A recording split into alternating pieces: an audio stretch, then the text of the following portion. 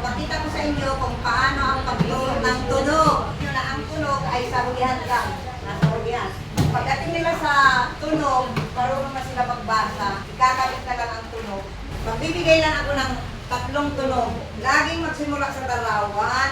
Ang larawan na yan ay magiging titik.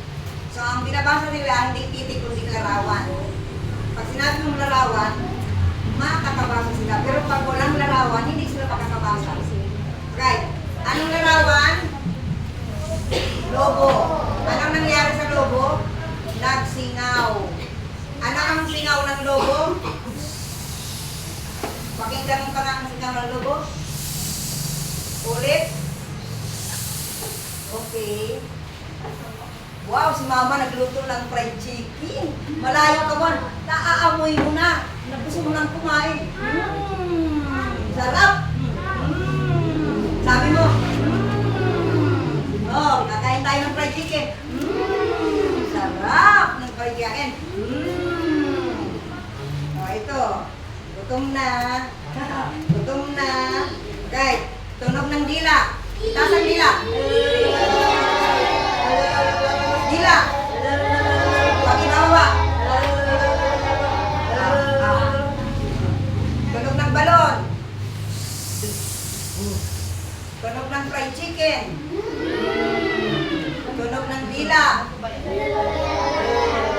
Ngayon, huwag na huwag kayong magbibigay ng halimbawa na hindi kilala ng mga bata.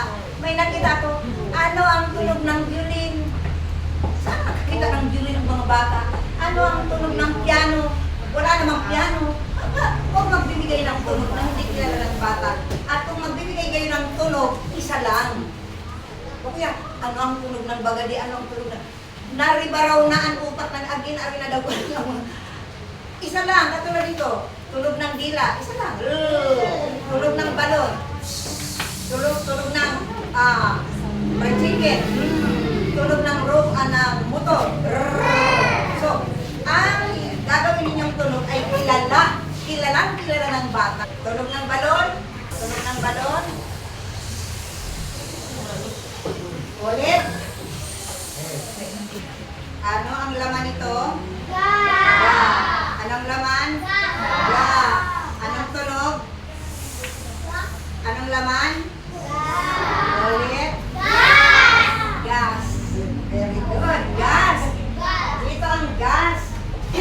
Ang laman nito ay gas. Nakakaluto ito. Diba? No? Gasol, silin. Gas. Ulit. English na ito, English. Gas. Gas. Basa. Gas. English. Gas. Right.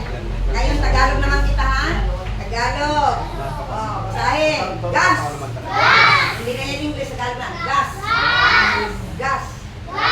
Ano itong sinusulat? La. La. Ano ito? Gas. Ano ito? Basahin. Dito muna. Ulit. Lagas. Bakit nakalbo si Lolo? Bakit wala nang po si Lolo? Nalagas ang kanya? Oo, kaya kalbo na. Diba? Ito, nalagas din ang dahon. Nalagas, nalaglag ang mga dahon. Basahin. Lagas. Ulit. Lagas.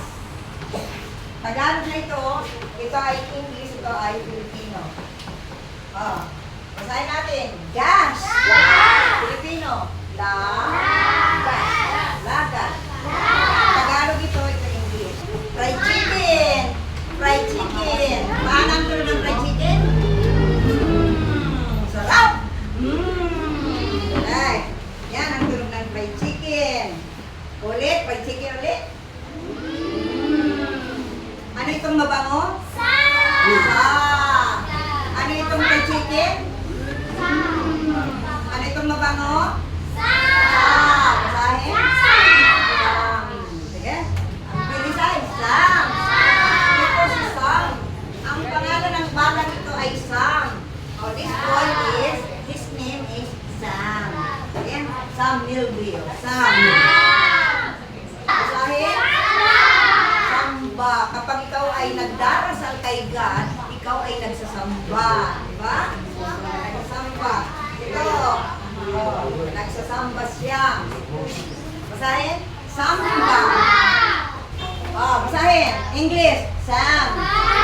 Tagalog. Samba. Tunog ng dila. Nasaan dila? Dila? Tunog ng dila? Okay.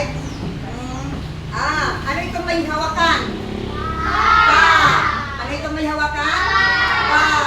Tunog ng dila? Basahin? Pal. Pal. Ibig sabihin ng pal, kaibigan. Conpal, pinpal, texpal. Pal, magkaibigan sila. No? Marami kayong pals. Pal. Doon. Ito na. Ulit. Pal. Tagalog na ka. Pal. Ano itong mabango? Sa. Ulit. Sa. Ito. Pal. Basahin. Sapal. Very good. Sapal. Ito ang sapal. Yung luyog, kinudkod, tapos piniga, ang natira ay sapal. Ano ginagawa sa sapal? Yun, pag napiga na, anong ginagawa doon? Pwedeng ipambahog sa mga pato, pwedeng panggatong Yan, sapal. Ulitin, sapal.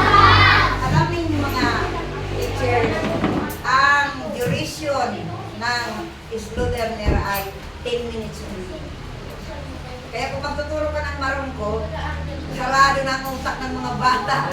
10 minutes lang ang duration. Ang lahat ng natitirang oras ay wala na yan. Hindi na nakikinig. Nagsasayang kayo ng panahon. Kaya pag ganito, nakikita mo na yung mga ano yan, wala na yan ang utak. Gutom na yan.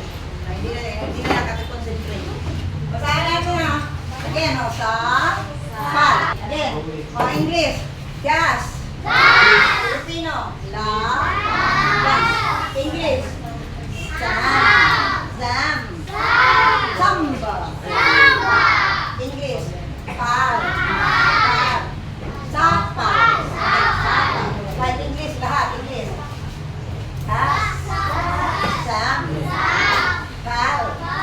Tagalog. Bukang rig. La. Gas. Sam. Sa pal. Tingnan ko nga kung mabasa.